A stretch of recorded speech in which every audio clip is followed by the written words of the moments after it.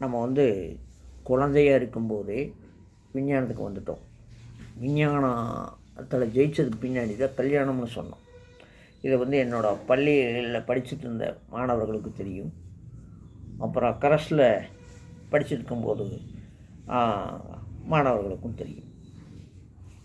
இதில் என்ன அப்படின்னா, விஞ்ஞானபூர்வமாக நம்ம உலகத்தை வந்து கொஞ்சம் வாழ வைக்கணும், நம்ம நாளை என்ற உதவிகள் செய்யணும்னு வந்தோம். ஆனால் அரசியல் என்ன பண்ணுதுன்னா, மக்களை முட்டாளாக்குவதற்கான அனைத்து பணிகளையும் செய்கிறது. ஒரு நடிகர் வந்திருக்காருன்னா அவர் வந்து மதவாதியாக தான் வந்திருக்கார். அதே மாதிரி நம்ம முதலமைச்சர் வந்து மதவாதி அப்படின்னு காமிச்சிட்டார். எங்களையெல்லாம் முட்டாளாக்கிட்டார். அப்போ இதிலிருந்து மீள முடியல. நாங்கள் வந்து சொல்யூஷன் சொல்கிறோம், ஆனால் இவங்க ஏற்றுக்கிறது இல்லை. என்ன சொல்யூஷன் சொன்னோம் அப்படின்னா, ஜாதி மதத்துன்ற வீட்டுக்குள்ளே வச்சுக்கோ, உனக்கு விருப்பமானது பண்ணிக்கோ. இப்போ நம்ம வெளியே வரும்போது ஜாதி மத அடையாளங்களோடு வராதே.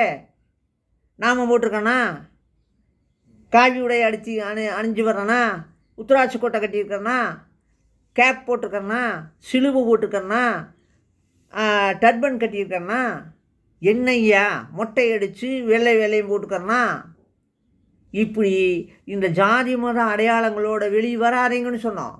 அது அரசாங்கம் வந்து நடைமுறைக்கு கொண்டு வந்துட்டா அரசியல் நடத்த முடியாது அப்படின்னு பார்க்குது. அதில் நல்லவனும் இருக்குன்னா கெட்டவனும் இருக்கிறான். அதில் நம்ம புரிஞ்சுக்கணும். வேலூர் இப்ராஹிம் மாதிரி தெளிவாக பேசுகிறாங்க. நேற்றுக்கு அந்த பெரியாரை பற்றி ஒரு பொண்ணு பேசுது பாருங்கள், நாம் தமிழர் கட்சியில் இருந்தால் தெளிவாக பேசுது. அந்த மாதிரி தெளியணும்னா எல்லாருமே என்ன பண்ணணும்னா, ஜாதி மத அடையாளங்களை வீட்டுக்குள்ளே வச்சுக்கோங்க, வீட்டுக்குள்ளே சாமி கும்பிட்டுக்கோங்க, என்னமோ பண்ணிக்கோங்க.